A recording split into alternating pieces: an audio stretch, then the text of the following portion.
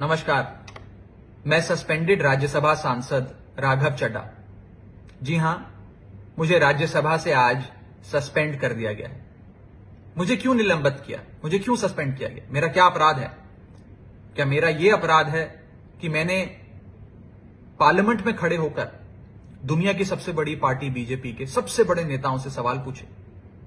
क्या मेरा यह अपराध है कि मैंने दिल्ली सेवा बिल पर अपनी बात रखते हुए बीजेपी के सबसे बड़े नेताओं से न्याय की मांग करी, उन्हें उन्हीं का पुराना मैनिफेस्टो दिखाकर वादे पूरे करने को कहा, बीजेपी को आईना दिखाया और आज की बीजेपी को अडवाणीवादी और वाजपेयीवादी होने की बात कही?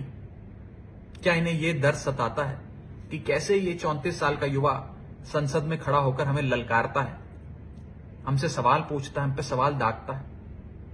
ये लोग बहुत शक्तिशाली लोग हैं, ये लोग किसी भी हद तक जा सकते हैं। इसी हफ्ते मुझे कमिटी ऑफ प्रिविलेजेस के 2 नोटिस आ चुके हैं। शायद ये भी एक अपने आप में रिकॉर्ड होगा।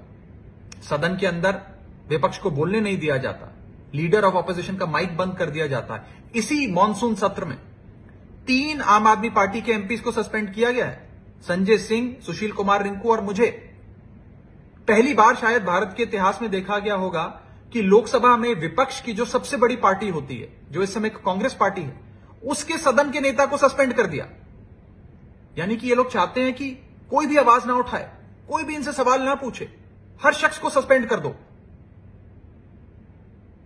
मैं शहीद आजम भगत सिंह की धरती से आता हूं, पूरी मजबूती से प्रिविलेज कमेटी के सामने अपना पक्ष रखूंगा, न्याय की मांग करूंगा। इस देश के कई बड़े नेताओं के खिलाफ प्रिविलेज कमेटी ने कार्रवाई करी, इंदिरा गांधी जी के खिलाफ करी, अटल बिहारी वाजपेयी साहब के खिलाफ करी, डॉक्टर मनमोहन सिंह के खिलाफ करी। मैं आपको बताना चाहता हूं कि बीजेपी के लोग जिस प्रकार से राहुल गांधी जी की सदस्यता ले सकते हैं, कल कोई आम आदमी पार्टी के किसी भी सांसद की सदस्यता भी रद्द कर सकते हैं। ये जो चाहे कर सकते हैं। और शायद मैं पहली बार ही ऐसा देख रहा हूंगा कि जो मनगढ़ंत आरोप बीजेपी लगा रही है और जिस अपराध के लिए मुझे दोषी कह रही है, वो तो अपराध कहीं रूल बुक में लिखा ही नहीं हुआ। मैं आपको साफ करना चाहूंगा कि बीजेपी के लोग ये कह रहे हैं कि मैंने कोई दस्तखत कर किसी सांसद के सदन में जमा करा दिए। मैं आपको सत्य बताना चाहूंगा।